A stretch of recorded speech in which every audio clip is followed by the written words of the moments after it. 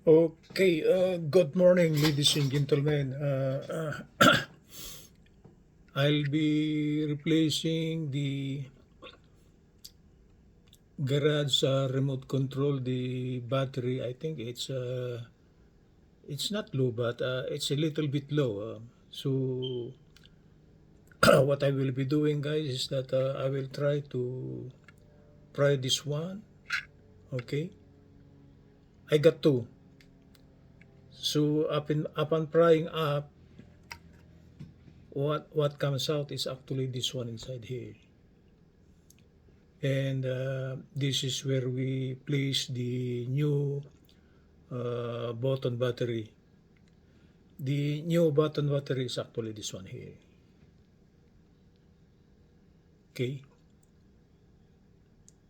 The serial number is CR2032.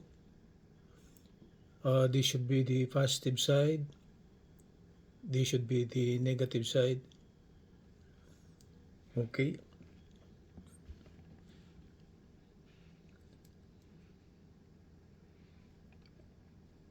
I'll try to show you the reading.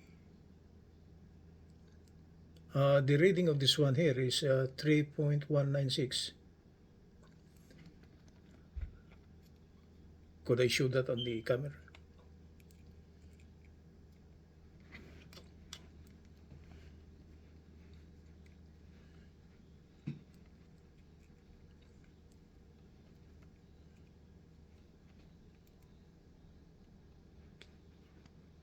It's 3.2. Hold on. It's 3.2. Right? It's 3.2. So this will be my replacement battery. The old one is this one. I put it on the side. It's below 3 volts. So the best way on how to, what you call this, replace this one is actually, of course, you got the new button. You measure it. This should be 3 volts, but when I measure it using my multitester, it's 3.2, so it's just fine. So I got the cotton swab here, soak and isopropyl alcohol. Will make it a point that it will be clean, right? Then on the terminal here, the bottom portion is the negative. The one on the side is actually the positive. Because when we try to place the battery, the bottom portion goes inside here, and the one with the uh, two tabs, actually three tabs, connecting the top portion, that's the positive portion. If you haven't been using this one for a long time, make it a point, you wipe this one with the cotton swab.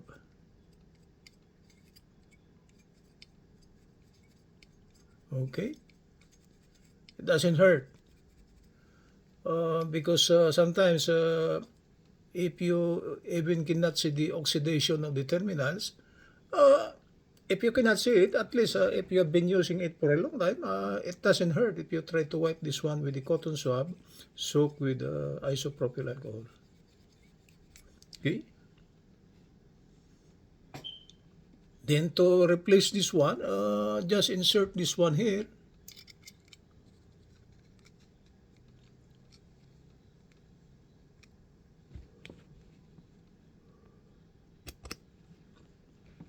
Uh, it's in already. Okay? So this is the positive portion, the bottom is the negative. The connection of the positive portion are actually these three tabs, two tabs here. It's connected to the top. In the bottom portion, it's connected to the one I've shown you a while ago. Also, this is ready to go. Okay, the button for the remote control is this one here. If you try to see it in front, it is something like this big one here. When you try to push this one, we'll be pushing this one button here, and that's actually the on-off for the garage. Our garage is at the bottom, okay, and I will try to push this one. Our garage is opening down there at the bottom now, okay. Okay, I will try to push once more. It closes again.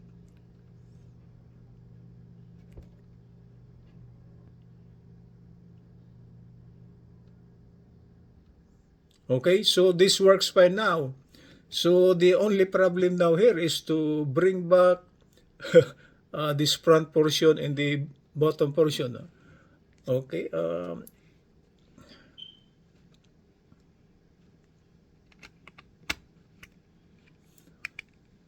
it is something like this.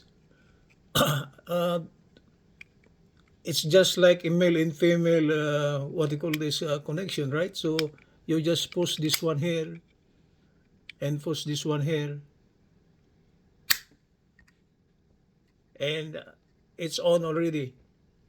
Again, so this will be the push button for the remote control. The front and the back now merge.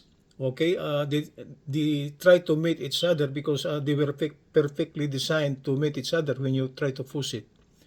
Okay, okay, I will try to push this one. You can see that the garage is actually working. Okay.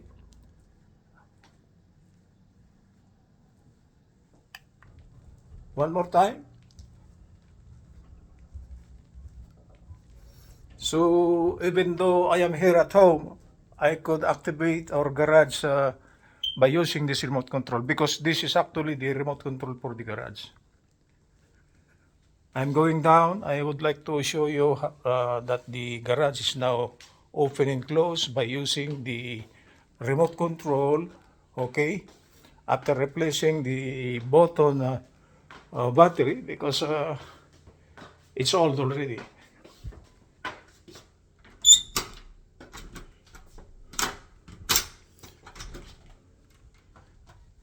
Okay, so this is our garage. I'll try to open it using this one.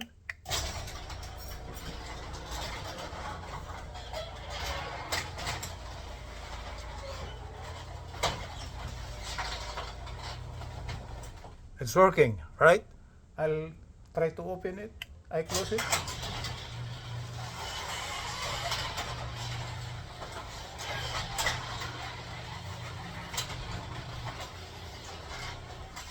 Okay, that's it, guys.